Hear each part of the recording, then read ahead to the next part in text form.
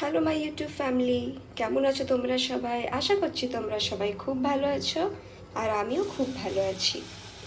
আজ আমি একটা নতুন স্টাইলের চিকেন বানাতে চলেছি। তো সবার আগে আমি কড়াইয়ে তেল নিয়ে নেব অল্প।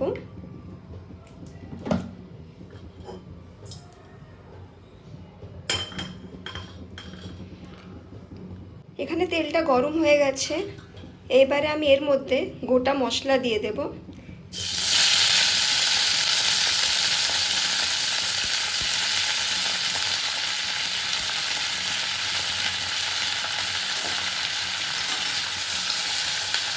এবারে খুব ভালো করে এগুলো হালকা করে ভেজে নেব। তো এখানে গোটা মশলার মধ্যে আমি কি দিয়েছি দেখে নাও। আদা, রসুন, পেঁয়াজ, টমেটো আর এখানে আমি ধনে পাতা দিয়েছি আর অনেকটা কাঁচা লঙ্কা দিয়েছি। হালকা করে এটা ভেজে নেব, দিয়ে ঠান্ডা করে মশলাটা আমি বেটে নেব। এই যে দেখো, মশলাটা আমি ভেজে জারের মধ্যে নিয়ে নিয়েছি। এইবারে ঠান্ডা করে পরে আমি এটা বেটে নেব। আগে ভালো করে ঠান্ডা করে নিতে হবে, তারপরে আমি এটা পেস্ট করে নেব। আর এই একই কড়াই এবারে আমি সর্ষের তেল দিয়ে দেব।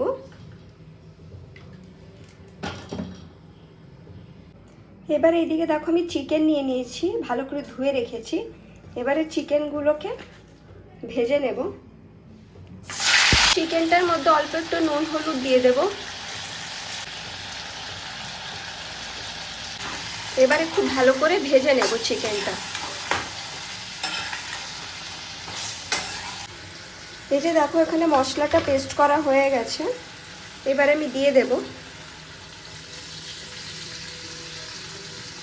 এবার এখানে কিছু গুঁড়ো মশলা দিয়ে দেব। ধনে গুঁড়ো দিয়ে দেব। এবারে জিরে গুঁড়ো দিয়ে দেব। এবারে খুব ভালো করে মিক্স করে নেব। আমি এখানে হলুদ গুঁড়োটা দিইনি, যেহেতু আমি চিকেন ভাজার সময় দিয়েছিলাম, তো এখানে আর হলুদ আমি দিচ্ছি না। এবারে লো ফ্লেমে রেখে খুব ভালো করে কষিয়ে নিতে হবে। আপনারা চাইলে একটু গুঁড়ো লঙ্কাও দিতে পারেন, আমি যেহেতু অনেকটা কাঁচা লঙ্কা দিয়েছি সেই জন্য আমি দিইনি।